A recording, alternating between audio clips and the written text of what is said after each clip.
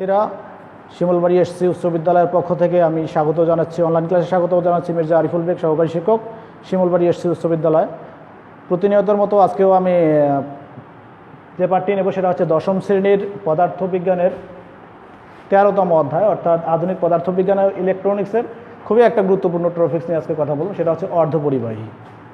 আসলে আমাদেরকে জানতে হবে যে অর্ধপরিবাহীটা কী এবং অর্ধপরিবাহী আসলে কীভাবে তৈরি করা যায়, এই প্রক্রিয়াটা আসলে আমাদের জানতে হবে। তো আমি যদি শুরুতেই ছোট্ট করে ক্লাসটা শুরু করে দিই, তাহলে আমরা জানি যে যে সমস্ত পদার্থের মধ্য দিয়ে বিদ্যুৎ প্রবাহিত হয় তাদেরকে আমরা সাধারণত বলে থাকি পরিবাহী, অথবা তাদেরকে বলি কন্ডাক্টর।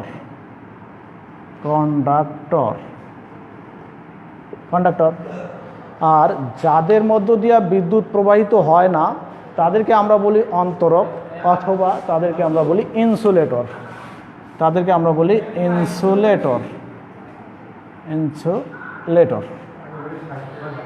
তো আমরা চলতরিৎ থেকে শিখেছি যে যে সমস্ত মৌলের আপেক্ষিক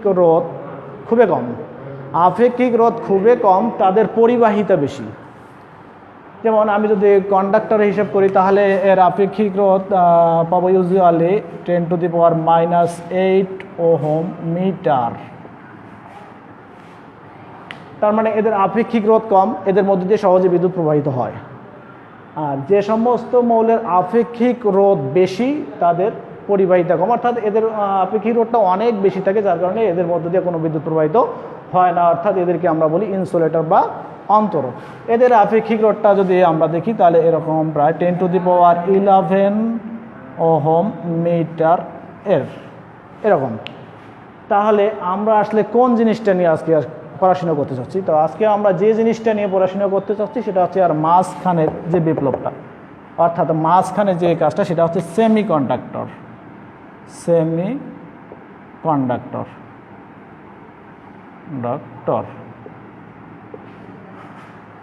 তাহলে এই সেমিকন্ডাক্টরটাই হচ্ছে আধুনিক ইলেকট্রনিক্সের যে বিপ্লব, অর্থাৎ চিপস তৈরি কাজ শুরু হয়েছে। তার মানে সব কিছু ছোটো হয়ে যেতে শুরু করেছে এই সেমিকন্ডাক্টরের মাধ্যমে। এর আগে অনেক কাহিনী রয়েছে, কিন্তু সেমিকন্ডাক্টর আসার পর থেকে মূলত চিপস তৈরি হয়েছে, সব কিছু ছোটো হয়ে যেতে শুরু করেছে। তো এই সেমিকন্ডাক্টরটা নিয়ে যদি আমি একটু কথা বলতে চাই, তাহলে সেমিকন্ডাক্টরটা আসলে আমরা জানি যে যে সমস্ত পদার্থের মধ্য দিয়ে সহজে বিদ্যুৎ প্রবাহিত হয় তাদেরকে বলি পরিবাহী, আর যাদের মধ্য দিয়ে প্রবাহিত হয় না তাদেরকে বলি অপরিবাহী, আর যাদের মধ্য দিয়ে সামান্য পরিমাণ বিদ্যুৎ প্রবাহিত হয় তাদেরকে আমরা বলতেছি সেমিকন্ডাক্টর বা অর্ধপরিবাহী। তো অর্ধপরিবাহী আলোচনা শুরুর আগে আমি যদি একটু বলতে চাই যে ট্রিপল-ই, অর্থাৎ প্রকৌশল বিদ্যার একটা শাখা ট্রিপল-ই। তো ট্রিপল-ইর মধ্যে যদি আমি একটাই হিসাব করি তাহলে ইলেকট্রিক্যাল ইঞ্জিনিয়ারিং অথবা ইলেকট্রনিক্স ইঞ্জিনিয়ারিং। তো একটা ই বলতে আমার বোঝাচ্ছে তার কৌশলগত বিদ্যার একটা বহিঃপ্রকাশ, অর্থাৎ ইঞ্জিনিয়ারিং, তার মানে কৌশলগত বিদ্যার একটা বহিঃপ্রকাশ। আর এই দুটা ইকে যদি আমি একটু এভাবে দেখাই, একটা হচ্ছে ইলেকট্রিক্যাল আর একটা হচ্ছে ইলেকট্রনিক্স।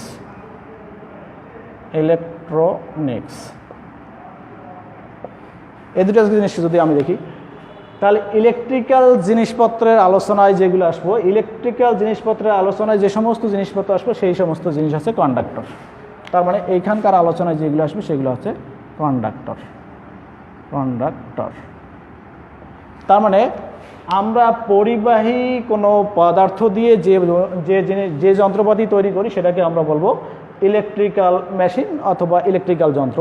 যেমন ইলেকট্রিক্যাল যন্ত্র আমরা বলতে গেলে আমার ঘরে ব্যবহৃত, যেমন আমরা একটা ফ্যানের কথা যদি বলি, তাহলে আমরা ফ্যানকে কী করি, একটা পরিবাহী তার দিয়ে ফ্যানের একটা কয়েলকে পরিবাহী তার দিয়ে পেঁচিয়ে একটা মোটর তৈরি করা হয়। সেই মোটরটাতে যদি আমরা বিদ্যুৎ সংযোগ দিই তাহলে ফ্যানটা ঘোরে মানে এটা কোনো বিদ্যুৎ শক্তিকে কী করতেছে, যান্ত্রিক শক্তিতে পরিণত করছে, অর্থাৎ শক্তি রূপান্তরের একটা প্রক্রিয়া। তো আমরা সাধারণত পরিবাহী কোনো পদার্থ দিয়ে যে সমস্ত জিনিস তৈরি করি সেটাকে আমরা ইলেকট্রিক্যাল যন্ত্রপাতি বলে থাকি। এরকম ইলেকট্রিক্যাল যন্ত্রপাতি যদি আমরা হিসাব করি বা ইলেকট্রিক্যাল মৌল যদি হিসাব করি তাহলে অনেকগুলো পাবো। যেমন আমরা পাই কপার, সিলভার, অ্যালুমিনিয়াম, এগুলা বিদ্যুৎ পরিবাহী পদার্থ, আমরা এগুলো খুব সহজে বিদ্যুৎ পরিবহন করি।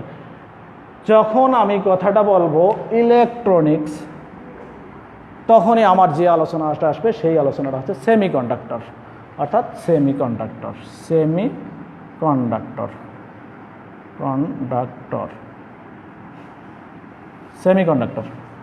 তাহলে সেমিকন্ডাক্টরের আলোচনায় যে সমস্ত মৌলের আমি কথা বলবো, বিশেষ করে সেমিকন্ডাক্টর তৈরির ক্ষেত্রে সবচেয়ে বিখ্যাত যার নাম সেটা তো মনে রাখতেই হবে, সেই মৌলটার নাম মনে রাখতে হবে সিলিকন। আর হতে পারে জার্মেনিয়াম, গ্যালিয়াম, ইন্ডেনাম, আর্সেনাইট, এরকম অনেক মৌলের নাম আমরা পেতে পারি সেমিকন্ডাক্টরের ক্ষেত্রে। তো সেমিকন্ডাক্টরটা প্রস্তুত করতে গেলে বা তৈরি করতে গেলে সিলিকনটা সবচেয়ে বিখ্যাত। কেন বিখ্যাত এটার যদি আমি একটু ব্যাখ্যা করি, তাহলে আমি যদি সিলিকনটাই ধরি, সিলিকনটা কেন বিখ্যাত, এখন সিলিকনের যদি আমি পারমাণবিক সংখ্যা হিসাব করি, তাহলে সিলিকনের পারমাণবিক সংখ্যা পাবো 14। তার মানে সিলিকনের পারমাণবিক সংখ্যা পাবো 14 সিলিকনের যদি আমি ইলেকট্রন বিন্যাসটা করি তাহলে এরকম দাঁড়াবে 1s2 2p6 3s2 3p2, অর্থাৎ সিলিকনের শেষ কক্ষপথ অর্থাৎ থার্ড শেলে আমরা ইলেকট্রন পাচ্ছি 4টা। তার মানে এইটা যদি আমি সিলিকন চিন্তা করি, এটা যদি আমি একটা সিলিকন চিন্তা করি, সিলিকন, তাহলে এর শেষ থার্ড শেল, এটাকে আমি থার্ড শেল মনে করলাম। তা থার্ড শেলে আমি ইলেকট্রন পাবো 4টা, তার মানে এটা একটা ইলেকট্রন, 2টা 3টা 4টা ইলেকট্রন পাবেন। সিলিকনের বৈশিষ্ট্য হচ্ছে যে একটা সিলিকন তার পাশের সিলিকনের সাথে সমযোজী বন্ধনের মাধ্যমে আবদ্ধ থাকে। কিভাবে থাকে আমরা যদি একটু দেখি, এটা যদি একটা সিলিকন হয়ে থাকে তাহলে এটা একটা সিলিকন, এটা একটা সিলিকন, এটা একটা সিলিকন, এভাবে সিলিকন পরমাণুগুলো তার পাশের সিলিকনের সাথে সমযোজী বন্ধনের মাধ্যমে আবদ্ধ থাকে। এটা সিলিকন সিলিকন সিলিকন সিলিকন। আমরা সিলিকনের ক্রিস্টালের দিকে তাকালে এরকম সিলিকন দেখতে পাবো, সিলিকন সিলিকন সিলিকন সিলিকন, এভাবে একটা পরমাণুর সাথে আর একটা পরমাণু সমযোজী বন্ধনের মাধ্যমে আবদ্ধ থাকে। তো সমযোজী বন্ধনে আবদ্ধ যখন থাকবে তখন আমাদের কাজটা কি, তো আমরা জানি যে এই সিলিকনটার এই একটা ইলেকট্রন, এই সিলিকনটার এটা একটা ইলেকট্রন, এটা একটা ইলেকট্রন, এটা একটা ইলেকট্রন, 4টে ইলেকট্রন। আবার এই সিলিকনে যদি আমি হিসাব করি তাহলে এটা একটা ইলেকট্রন, এটা একটা ইলেকট্রন, এটা একটা ইলেকট্রন, এটা একটা ইলেকট্রন। প্রত্যেকটা সিলিকন এরকম করে 4টা ইলেকট্রন, প্রত্যেকটার সাথে সমযোজী বন্ধনে আবদ্ধ আছে। অর্থাৎ এটা যদি হিসাব করি এরকম একটা, এটা একটা ইলেকট্রন, এটা একটা ইলেকট্রন, এটা একটা ইলেকট্রন, এটা একটা ইলেকট্রন। তাহলে আমি যদি দেখি যে এই সিলিকনের এই ইলেকট্রনটা এবং এইটা একটা সমযোজী বন্ধনের মাধ্যমে আবদ্ধ রয়েছে, এই সিলিকনের এই ইলেকট্রনটা আর এই ইলেকট্রনটা সমযোজী বন্ধনের মাধ্যমে আবদ্ধ রয়েছে, এই সিলিকনের এই ইলেকট্রনটা আর এই ইলেকট্রনটা সমযোজী বন্ধনের মাধ্যমে আবদ্ধ রয়েছে, এই সিলিকনের এই ইলেকট্রনটা আর এই ইলেকট্রনটা সমযোজী বন্ধন আবদ্ধ রয়েছে। অর্থাৎ এর শেষ কক্ষপথে অর্থাৎ এই অষ্টক পূর্ণ করেছে। অনুরূপভাবে আমি যদি এখানে একটু চিন্তা করি যে আমার এটা একটা সিলিকন, এর পাশে যদি আমি আর একটা সিলিকনকে লাগাই, এটা যদি একটা সিলিকন লাগাই তাহলে এখানে একটা ইলেকট্রন তার সাথে শেয়ার করবে। আমি যদি এখানে আর একটা সিলিকনকে দেই তাহলে এখানে একটা ইলেকট্রন শেয়ার করবে। আমি যদি এভাবে আরও একটা সিলিকনকে এখানে লাগাই তাহলে এখানে একটা ইলেকট্রনকে, যদি আরও একটা লাগাই তাহলে এখানে থাকবে। তার মানে এটা সিলিকন, এটা সিলিকন, এটা সিলিকন। তাহলে মাঝখানে সিলিকনটা কি হলো, তার শেষ কক্ষপথটা অষ্টক পূর্ণ করলো, অর্থাৎ সে স্টেবিলিটি অর্জন করলো। তো এর স্টেবিলিটি অর্জন করাতে আসলে আমাদের লাভটা কি, আমরা জানি যে এই মৌলটাকে সমযোজী বন্ধনে আবদ্ধ রয়েছে, এটার যদি তাপমাত্রা যদি একটু বৃদ্ধি করা যায়, অর্থাৎ কি বলা যায়, কক্ষ তাপমাত্রার একটু বেশি যদি তাপমাত্রা বাড়ানো যায় তাহলে এই বন্ধন সমযোজী বন্ধনগুলো ভেঙে যাবে। অর্থাৎ ধরে নিলাম আমি একটু তাপমাত্রা বৃদ্ধি করলে এই সমযোজী বন্ধনটা ভেঙে যাবে, এই সমযোজী বন্ধনটা ভেঙে যাবে, এই সমযোজী বন্ধনটা ভেঙে যাবে, এরকম সমযোজী বন্ধনগুলো ভেঙে যাবে। তাহলে এই সমযোজী বন্ধনগুলো যদি ভেঙে যায় তাহলে এখানে কিছু ফ্রি ইলেকট্রন উৎপন্ন হবে, কিছু ফ্রি ইলেকট্রন আমরা পাবো। আর এই ফ্রি ইলেকট্রনগুলোর কারণে এই যে বললাম অর্ধপরিবাহী, যার পরিবাহকত্ব 10⁻⁻⁴ ওহম মিটার, অর্থাৎ এরা যে অর্থাৎ অন্তরকের তুলনায় কিছুটা হলো এদের বিদ্যুৎ পরিবাহিতা আছে, তার মানে এই ফ্রি ইলেকট্রনগুলোর কারণে এদের পরিবাহিতা কিছুটা হলেও আছে। কিন্তু এদের যে পরিবাহিতা রয়েছে কিন্তু এইটুকু ইলেকট্রন ফ্লো দিয়ে আমাদের আসলে কোনো যন্ত্রপাতি তৈরি করা সম্ভব নয়। আমাদের আরও একটু ইলেকট্রন ফ্লো বৃদ্ধি করা দরকার। তাহলে আরও একটু ইলেকট্রন ফ্লো বৃদ্ধি করার জন্য আমরা এই সিলিকন পরমাণুর ক্রিস্টালের ভিতরে হিসাব করে খাদ যোগ করা লাগবে।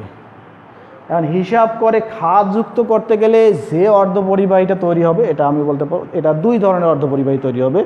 যেমন দুই ধরনের অর্ধপরিবাহী যদি আমি এখানে বলতে চাই, তা এগুলা আমি দিলাম দুই ধরনের।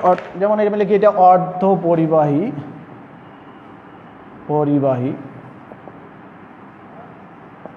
অর্ধপরিবাহীটাকে আমি দুটা ভাগে ভাগ করব। একটা হচ্ছে অন্তর্জাত বা বিশুদ্ধ, আর একটা হচ্ছে বহির্জাত বা অবিশুদ্ধ। এই বহির্জাতটাকে আমি দুটা ভাগে ভাগ করব। একটাকে আমি বলবো এন টাইপ, আর একটাকে বলবো পি টাইপ। একটাকে বলতেছি এন টাইপ, একটাকে বলতেছি পি টাইপ।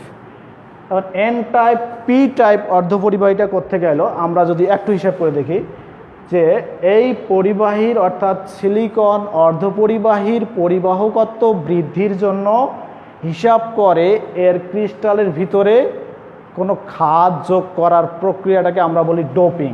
মনে রাখতে হবে, সেটা হচ্ছে ডোপিং।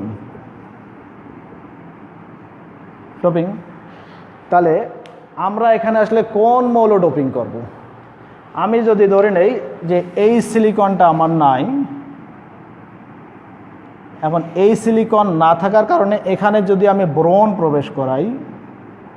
যদি প্রবেশ করাই, তাহলে বোরনের আমি যদি বোরন কয় যোজি মৌল? ত্রিযোজী মৌল। তাহলে ত্রিযোজী মৌল যদি হয় তাহলে এর এই ইলেকট্রনটা এটার সাথে শেয়ার করবে, এর এই ইলেকট্রনটা এটার সাথে শেয়ার করবে, এটার সাথে শেয়ার করবে। এর যে আর একটা জায়গা ইলেকট্রন নেওয়ার মতো একটা জায়গা থাকলো, এই জায়গাটাতে সৃষ্টি হবে হোল। তো এই হোল সৃষ্টি হওয়ার কারণে যে অর্ধপরিবাহীটা তৈরি হবে সেই অর্ধপরিবাহীটার নাম মনে রাখেন লিখবে পি টাইপ। অর্থাৎ আমি পি টাইপে কত যোজনীর মৌল ডোপিং করেছিলাম? ত্রিযোজী। অর্থাৎ এখানে আমি পি টাইপে ত্রিযোজী মৌল ডোপিং করেছিলাম। তাই করলাম বোরনকে। এটার ফলে আমার যে অর্ধপরিবাহীটা তৈরি হয়ে গেল সেটা হচ্ছে পি টাইপ। এখন যদি আমি এই সিলিকনটাকে বাদ দিই, ধরে নিলাম এই সিলিকনটাকে বাদ দিয়ে একটি পঞ্চযোজী মৌল যুক্ত করি, যেমন ফসফরাস। অর্থাৎ ফসফরাসকে যদি আমি এখানে নিয়ন্ত্রিতভাবে মিশ্রিত করি, তাহলে ফসফরাস কী করবে? ফসফরাসের যোজনী কত? 5। তার মানে সে এটা ইলেকট্রন এটার সাথে শেয়ার করবে, এটার সাথে এটা থাকবে, এটার সাথে এটা থাকবে, এটা থাকবে, আর একটা তার ফ্রি ইলেকট্রন থাকবে, আর একটা ফ্রি ইলেকট্রন থাকার কারণে যে অর্ধপরিবাহীটা তৈরি হবে সেই অর্ধপরিবাহীটার নাম হচ্ছে এন টাইপ। অর্থাৎ এন টাইপে আমি কত যোজনীর মৌল প্রবেশ করাইছিলাম? 5 যোজনী। তাহলে এন টাইপে আমি কত? পঞ্চযোজী মৌল যুক্ত করেছিলাম। ত্রিযোজী মৌল যুক্ত করাতে বোরনের একটা জায়গা ফাঁকা ছিল যেটাতে হোল সৃষ্টি করেছিল, এটার ফলে যে অর্ধপরিবাহীটা তৈরি হয়েছিল সেটা হয়েছিল পি টাইপ। আবার ফসফরাস যুক্ত করাতে একটা ইলেকট্রন অতিরিক্ত ছিল এবং এই অতিরিক্ত ইলেকট্রনটার কারণে যে অর্ধপরিবাহীটা তৈরি হয়েছে সেটা হচ্ছে এন টাইপ। তার মানে আমরা পি টাইপ, এন টাইপ অর্ধপরিবাহী দুই ধরনের পেয়ে গেলাম।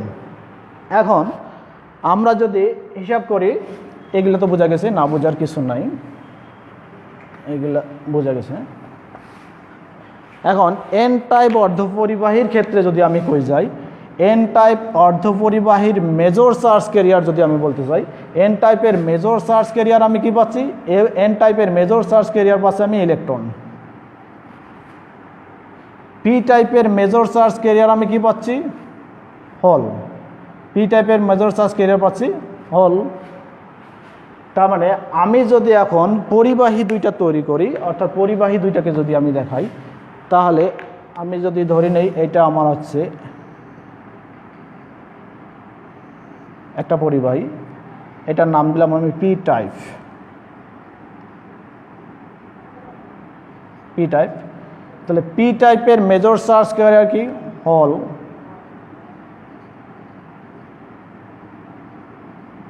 এখানে কিছু কিছু ফ্রি ইলেকট্রন থাকবে,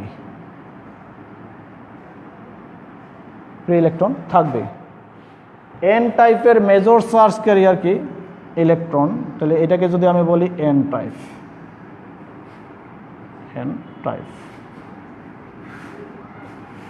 এন টাইপের মেজর চার্জ ক্যারিয়ার কি ইলেকট্রন, অর্থাৎ এখানে থাকবে ইলেকট্রন, এখানে কিছু কিছু হোল বিদ্যমান থাকবে।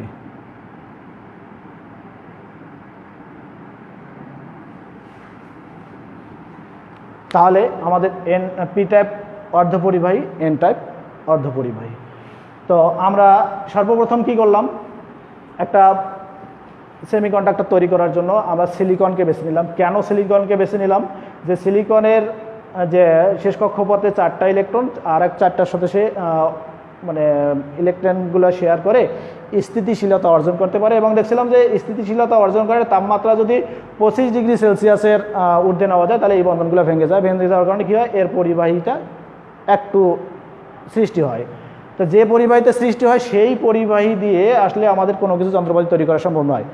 এর পরিবাহকত্ব বাড়ানোর জন্য কি করলো, ডোপিং করা লাগলো।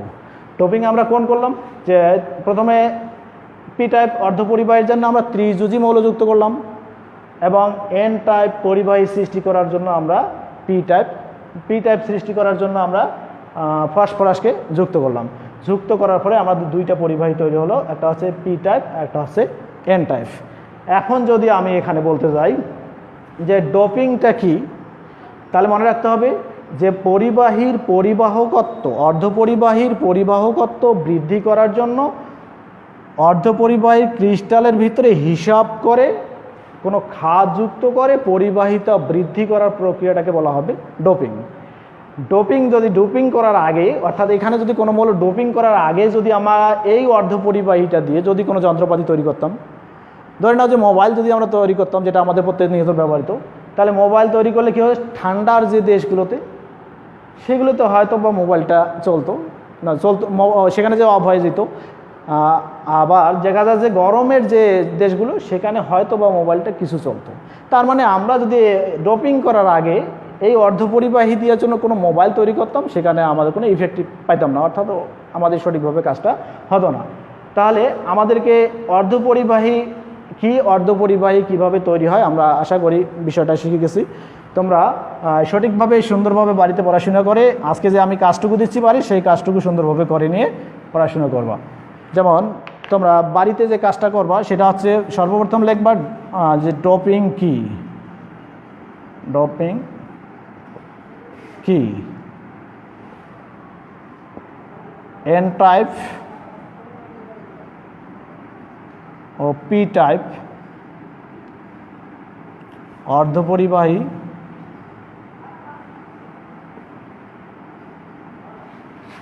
কিভাবে তৈরি হয়।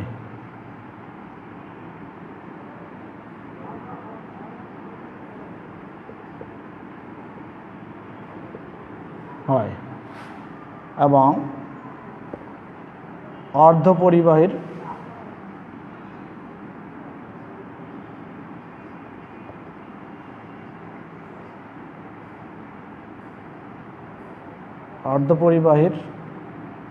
ব্যবহারগুলো দেখব।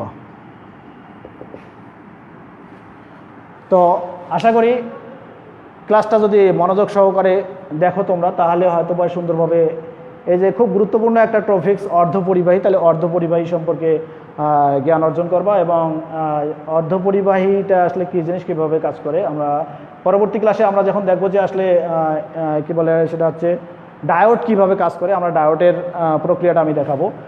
এবং ডায়োডের প্রক্রিয়ার সাথে এই অর্ধপরিবাহী সম্পর্ক কী রয়েছে সেটা আমরা দেখব। কিন্তু আপাতত তোমাদের যে কাজগুলো, এই কাজগুলো বাসায় সুন্দর করে আগামী ক্লাসের জন্য অপেক্ষা করবা। আগামী ক্লাসে আবার দেখা হবে। এই বলে আমি আমার পাঠটা এখানে শেষ করলাম। ধন্যবাদ সবাইকে।